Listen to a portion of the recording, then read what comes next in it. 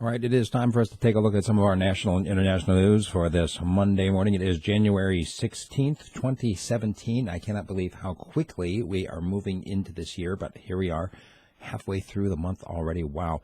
Okay, did you know that a 12th U.S. Army soldier based at Fort Hood has been found dead? This is the 12th since November. Each of them in different ways. In the last one, though, he was just simply found unresponsive at his duty post. They're now investigating. I have no idea if there is any kind of connection that can be made. It's just kind of interesting to note that when you have, a couple of deaths, that might be incidental. When you have a series of deaths, that's a trend, and it should be investigated, and that's what the Army is doing. CIA head John Brennan warned the president-elect to watch his tongue, to which the president-elect Donald Trump responded in, what we've come to expect him to do. He went to Twitter and basically asked his 20 million Twitter followers, could it be the outgoing CIA boss himself who was behind this Russian dirty dossier talk? Is he the one that leaked it?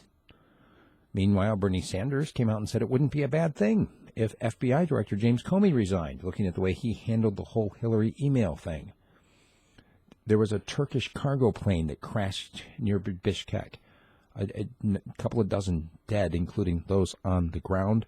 A number of people on the plane, however, survived. More details on that still coming out.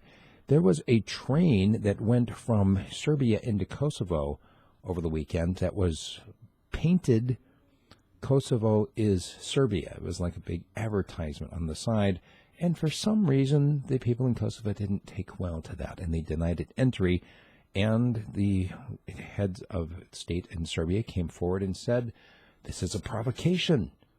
You're trying to start a war. Okay, I'm not sure who is provoking who here, who's provoking whom, but you've got a train coming from Serbia into Kosovo that says Kosovo is Serbia, and it's denied entry. It seems like that train might be considered the provocation, and instead, Serbia is saying that Kosovo is provoking because they are not allowing the train in to the country. Now, for those who do not know, quick history lesson here, side note, Kosovo was the location of a major battle when the Turks invaded Europe. At that battle, King Lazar was killed, the king of the Serbs. Kosovo fell. It was the plains of Kosovo. There wasn't really anything there.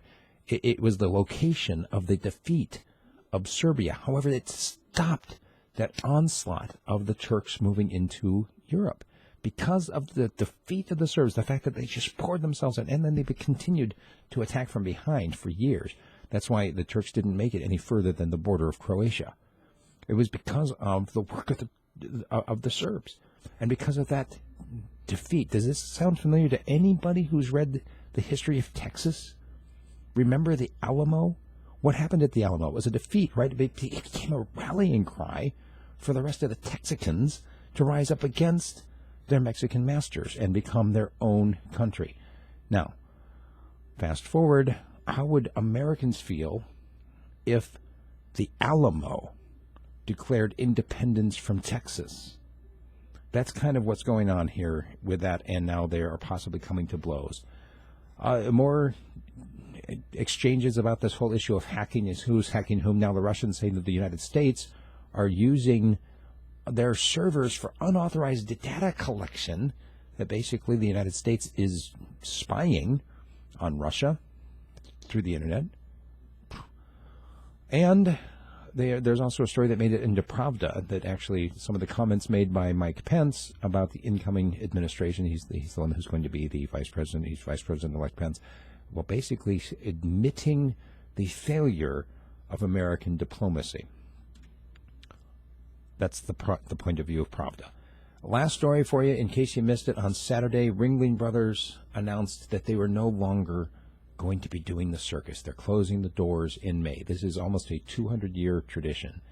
And to think about it just going away, primarily because of the pressure that's been put on them by animal rights activists who are upset about their use of elephants, that's going to be the subject of my commentary today. If you like what I'm doing, become a supporter either through Patreon or through a direct subscription at my website, radiofreespeech.com. You have some input from me, either something that I can do better, something that you like, something you want me to change, a topic for commentary, or a news tip, send it to me, Steve at radiofreespeech.com. Thanks very much.